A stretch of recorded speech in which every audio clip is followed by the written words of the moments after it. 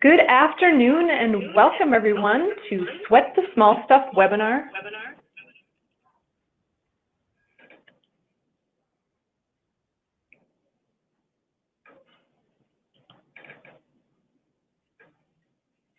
Happy Thursday and thank you for joining us today. Today we're going to be going through Sweating the Small Stuff with Bart Foreman, Executive Strategist for Infinity Direct.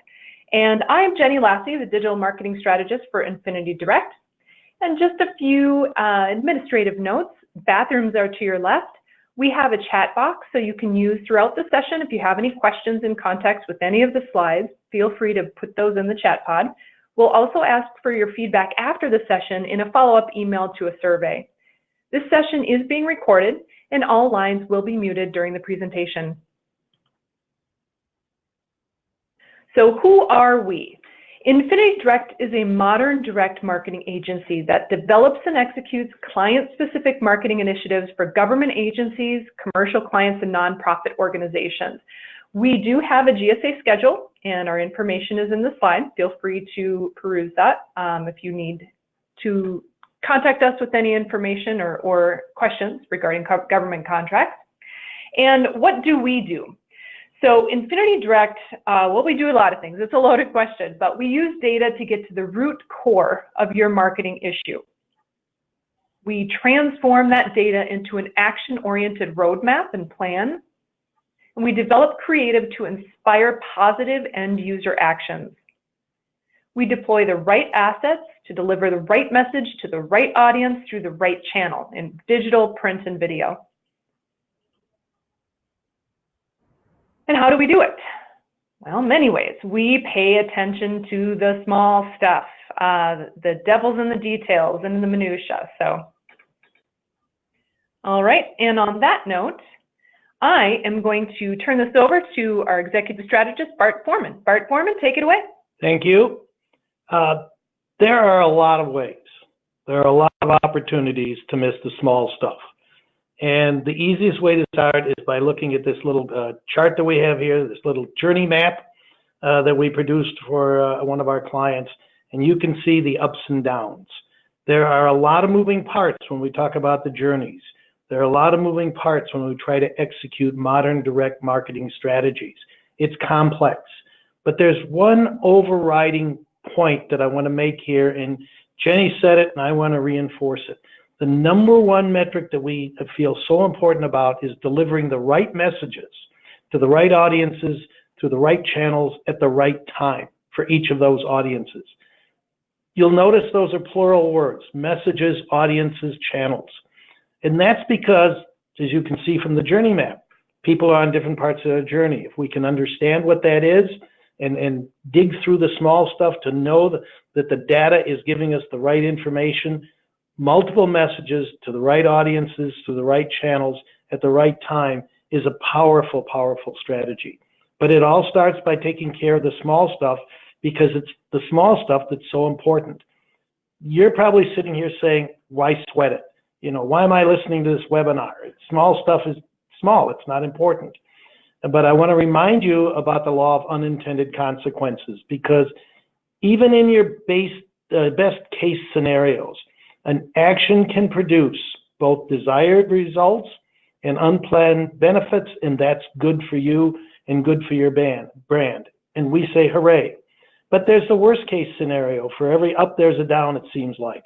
Negative consequences make the original situation worse. And a lot of times that happens because we're not watching the small stuff. So how do you prepare for this? Well, to be real honest with you, it's pretty tough. If you look at this little handmade graph that I made, starting from the left, life is good. Whether we're looking at sales, whether we're looking at average transactions, or we're looking at guest counts or customer counts, life is good. And then, for whatever reason, that metric or those metrics start to plateau, and that becomes a basic problem. And then if you wait long enough, usually with a plateau, two things are going to happen. It's either going to go down or it's going to go up. So we call those pattern shifts. And we have to sweat the pattern shifts very, very importantly, and especially the key performance indicators, KPIs. So as you look at this, you're going to say, where should I start worrying? Where should I start paying more close attention to pattern shifts? And my argument is, when you see things start to plateau, whatever our time frames are here, whether it's weekly, whether it's monthly, doesn't really matter, but it's at this point I want to start raising my hand and saying, something's not exactly right. If you wait, okay, until we get down to the bottom of our downfall here, I got 2 words for you, or maybe 3 words. Too late, or it's too late. So we want to make a concerted effort to watch the pattern shifts, and there are a lot of them, because every shift is the small stuff, and it's usually overlooked and underappreciated. As you look at this collage of your customers or people or whoever they are, and look at the guy in the middle. Looks pretty happy right now, got a nice smile on his face. He loses his job tomorrow.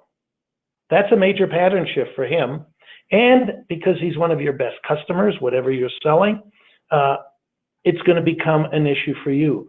And enough of these people lose their jobs, take different jobs, whatever, move to the other side of town. It doesn't really matter. Those are pattern shifts, and they're going on all the time. They're small stuff, but they're overlooked. So data point shifts are extremely important, because each one creates a new dynamic. And each of those new dynamics requires, I'm underlining the word requires, so pay attention, new calls to action. Because we either have to replace that customer, or we have to get them to come back. Those are basically the 2 things that happen. And this happens for consumers, it happens for buyers, it happens in terms of pattern shifts around your competition. What are they doing or not doing? Politically, we don't want to go into that in any detail, but understand political ramifications can be significant pattern shifts. And they can be local or they can be global. Classic case in point, as you watch the news every day, and we're hearing the news about the trade wars that are pending and what's going on, that's going to have a huge impact on so many different industries. We don't know exactly how, but I'll guarantee you it is a major pattern shift, and it is going to trickle down, thank you, Ronald Reagan, to all of us, and we are going to be impacted either with higher prices, lack of products that we want, or some other metric that is going to cause problems. So these small shifts can turn into big pattern shifts. We have to be careful about that. You know, going back to 1967 when I was really getting going in business, you know, and it was the eyes and it was the ears that mattered. It was the salesman who sent me a printed note, we didn't have email in those days, saying, hey, I'm finding this new ballpoint pen all over New York in the bodegas. And I've never seen it before, and it's a 3-letter word called Bic. And I was working for Papermate at the time, and we were busy launching Flair and doing all kinds of things and not paying a lot of attention to our pen business. And here comes a competitor. So we talk about small pattern shifts, which turned into big ones, but here comes this French company with this little 29-cent pen that was eating our lunch. So we have the same kinds of marketing dynamics today as we did in '67. We had the same kind of metrics, but we didn't have the measurement tools that we really have now and we lacked back then. So as you look at the pattern shifts and you talk about consumers and competitive, and I've talked a little about the political and global already, but you can start to understand how these all have major effects on each of our businesses. So today's close-to-home pattern shifts might include things like the digital evolutions or revolutions or transformations that we talk about all the time. Major pattern shift for us. Tax code changes. Hey, everybody's really happy. We're going to get a few more dollars in our pockets. That's all good. How is that impacting purchase patterns? The government budgets. We're very fortunate this year, and I do a lot of work in government now, that we got government budgets, especially in the Department of Defense. And now they're all scrambling to spend their money. That's a very positive pattern shift while it lasts. And then we have all the different things going on with the social entanglements that really impact pattern shifts.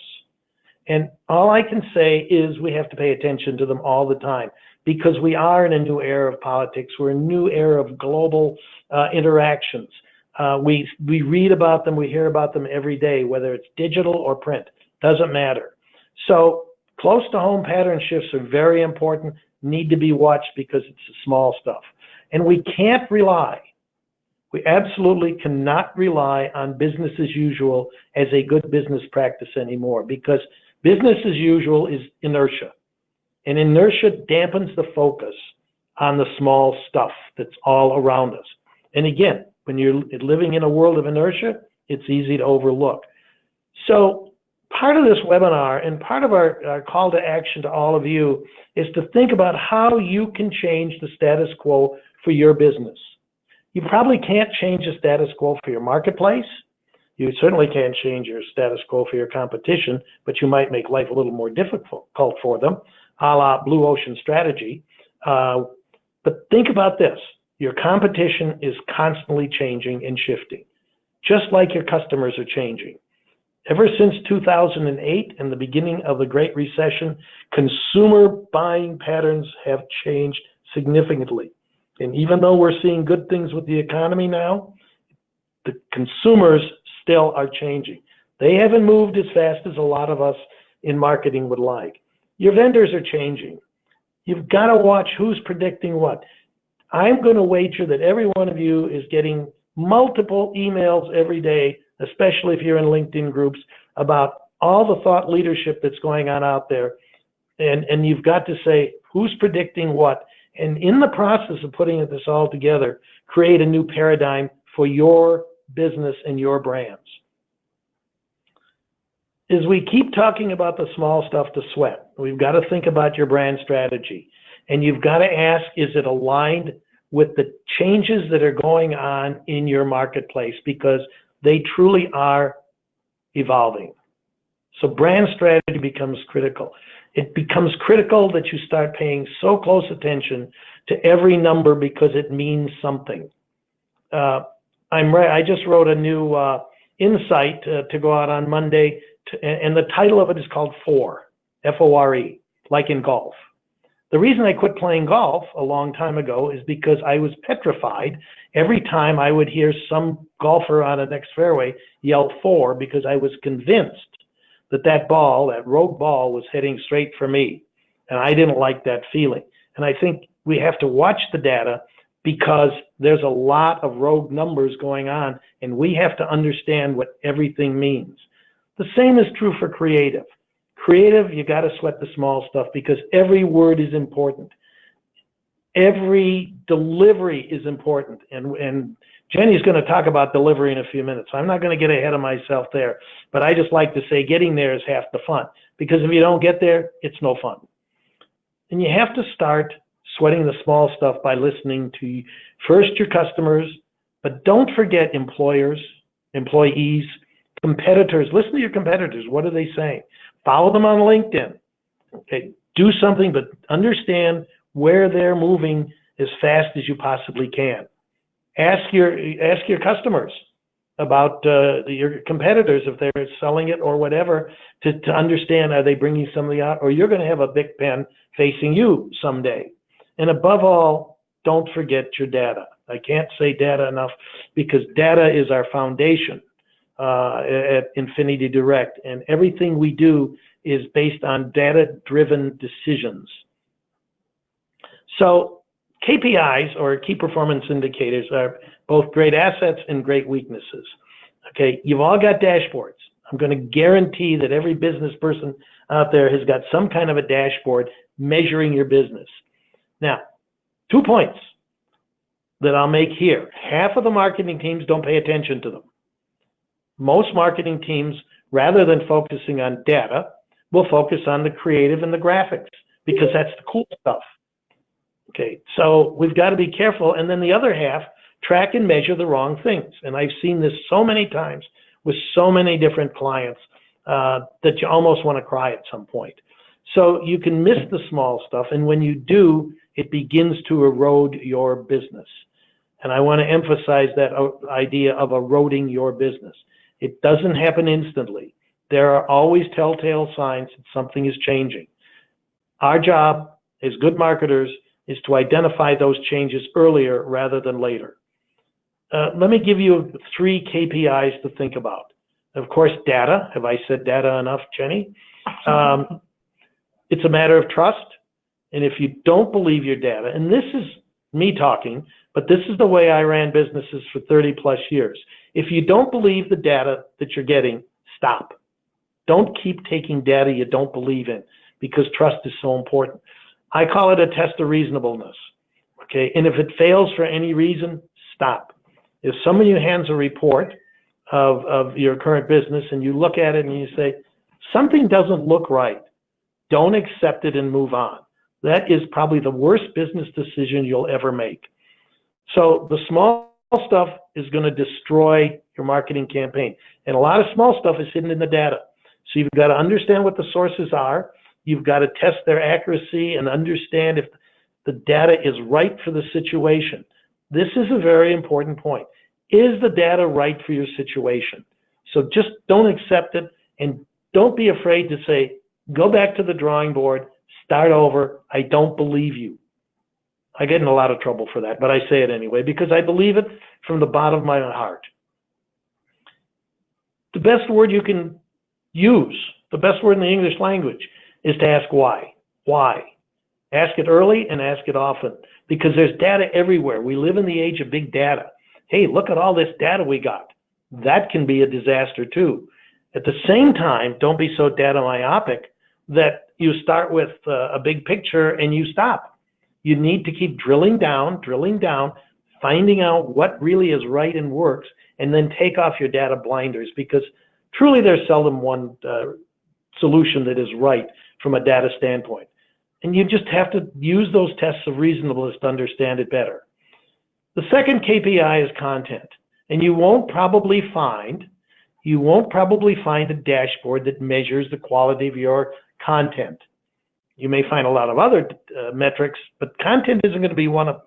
So this is where artificial intelligence and human intelligence starts to come apart. Challenge the message. If you don't believe the message is right, don't say, At the same time, challenge the look and feel of whatever your designers, your graphic designers are giving you. Challenge the look and feel. Does it make sense? Does it relate to the message? Does it relate to the message? This is small stuff, no question about it. Choice of words, graphics, so very important. It used to be that we always said you have 6 or 7 seconds to make a good first impression. No offense, we're down to maybe 2 or 3 seconds now. So whether it's a tweet, whether it's an email, whether it's a website, whether it's anything of the above, whether it's a postcard, it doesn't really matter. Sweat the small stuff, from colors to words to graphics. And then challenge everything. Does the content and the graphics and the copy match what the data says we're trying to accomplish? Okay, accuracy, trust, and believability. All of these things are so important if you're going to sweat the small stuff. And the third one is deliverability. Okay, that's our third KPI. How you're going to get the message to the right customer at the right time, as we said before, is probably more important, not just as important, as what it says. Because there are so many choices you can pick to get your message out to your customers and your consumers and your prospects. Sometimes direct mail is the right thing to use. Sometimes it's email, sometimes it's other digital media, and sometimes it's a combination of all of the above. So sweat the small stuff. Okay, that's critical, and it's more than just open and click rates. It's more than just knowing that a mailing piece left the post office. We've got to find ways, and we've got to measure ways to understand that we did connect, that we do know what we're talking about, and that we are on time. And on time is so critical. So with that, I'm going to pass the phone back to Jenny, and she's going to talk about deliverability, which is one of her hot buttons. So hot button lady, take it away. Wow, that's one thing I don't think I've ever been called before, but thanks, Bart, for the introduction. So, normally when I talk to marketers about deliverability, I get one of 2 reactions. The first is like, oh, it's really interesting, Jay, and they tune out. The second of maybe 1% of marketers actually care. And the important thing is that people need to care before it's an issue, before it's a problem. So what has the biggest impact on email open rates? I'll just let you think about that. And the correct answer is reaching the inbox. That is key. So marketers, for all of your best efforts to be amazing, amazing content, amazing creative, it's all for nothing if you're sending without authentication.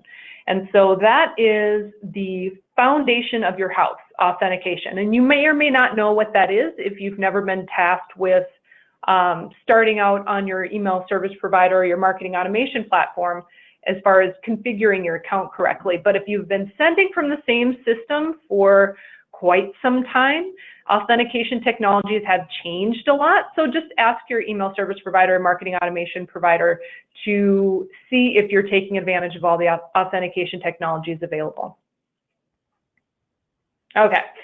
So what is authentication? Basically, it's a digital signature from server to server that, hi, I'm Jenny from Infinity Direct, and I'm sending a message to you, and you need to validate that I am who I say I am. And authentication is a digital signature from server to server that legitimizes that you are who you say you are. So what's the difference between sending an email from whitehouse.gov and if you're not using authentication, it's generally considered spoofing or phishing, and you will get filtered by most filters, or all, if not all. So there's a few different kinds. There's DKIM, SPF, and DMARC. And so DKIM is domain key identified mail, and that is something you would need set up between whatever system is sending email on your behalf, and you would need to set that up. They would give you a key. You'll add a simple little text record to your DNS. It takes 5 minutes. There's also SPF, which is something that it's a record you have in your DNS already, but you would need to include a little statement in that text record to include the system sending email on your behalf. So it's basically editing an existing record. And DMARC has been around a while, but most people didn't really pay as much attention to it as in the last probably year or two. That it absolutely does make a difference, especially if you have a lot of the top ISPs in your email database, like Gmail, AOL, Hotmail, Yahoo's, that sort of thing.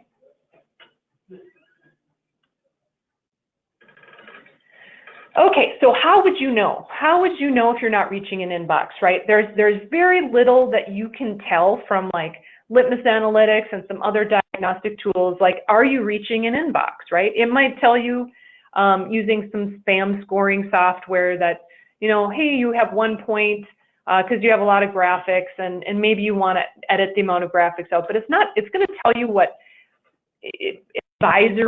from an advisory perspective, what spam filters may or may not be filtering for, right? But it's not actually telling you if it's reaching an inbox or a spam folder going missing altogether. So there's a deliverability diagnostic tool I highly recommend. If you're not already using Return Path, I highly recommend that you start to.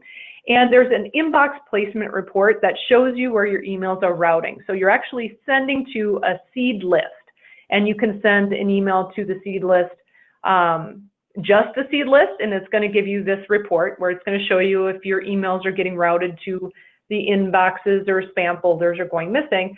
But if you seed those seed addresses with a real campaign, it's going to give you some additional insights into, for instance, like where your emails are falling in the Gmail inbox. Are they going to the primary tab? Are they going to the social tab or promotional tab? And some other deliverability diagnostics that you can do is a litmus spam test. If you're not familiar with litmus as a sender, you absolutely should be. It's ridiculously cheap per month to have a litmus account. It's litmus.com. And they allow you to do rendering reports so you can see how your emails look in all the different rendering environments that your recipients are using. And it also has a spam test that shows you if authentication is passing, if you're on a real-time blacklist, where it's routing, and a spam score. So it's taking all of those things into consideration.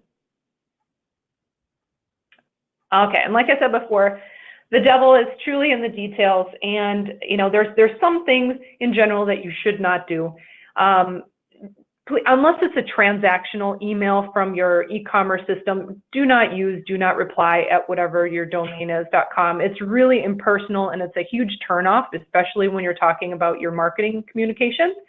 Try to not use spammy words in your subject line like free and sale and that kind of thing. I know it's really tempting to, especially when you're giving away something for free and you have sale. But try to use creative words so you're not getting hung up on any spam filters that are looking for specific keywords.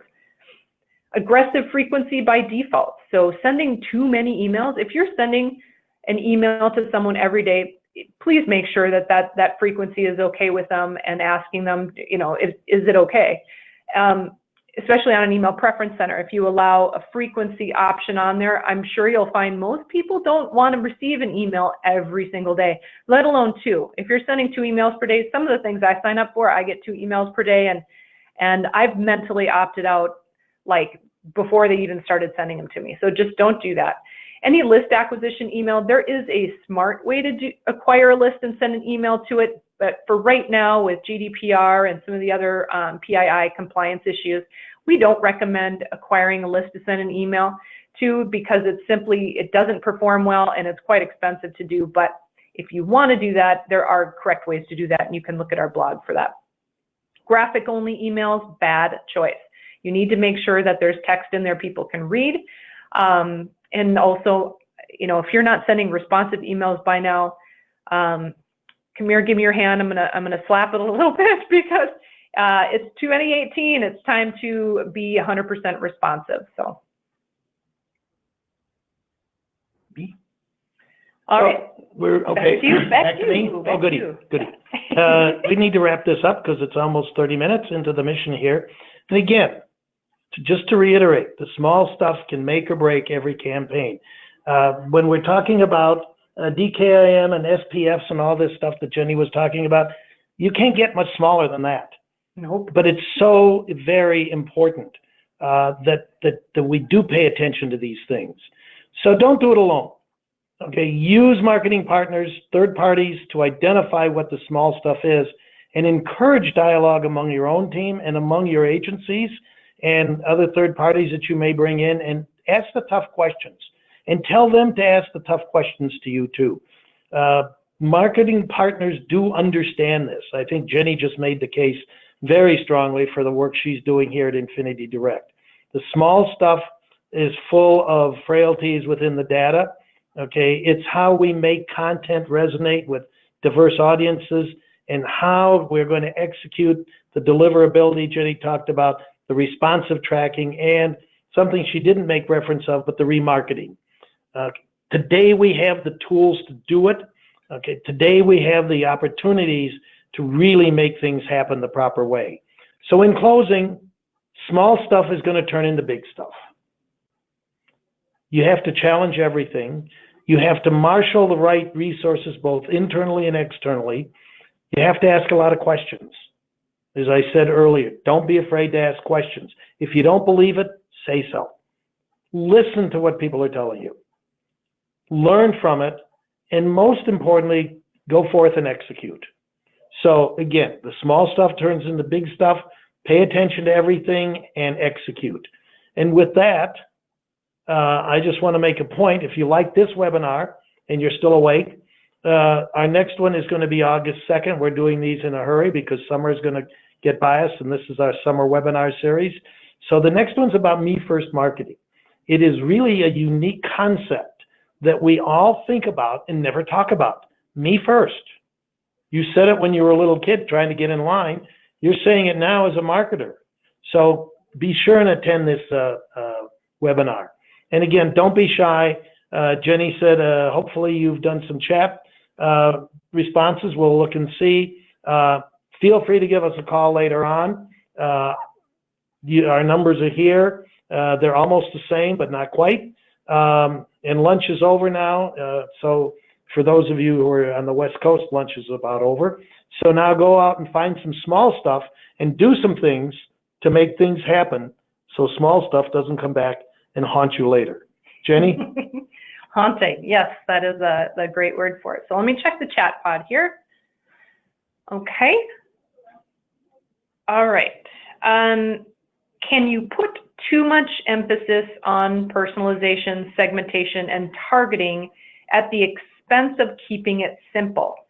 Yeah, oh, that's a really good one, because keeping it simple is meaning you don't get into the small stuff. So great question. The short answer is no.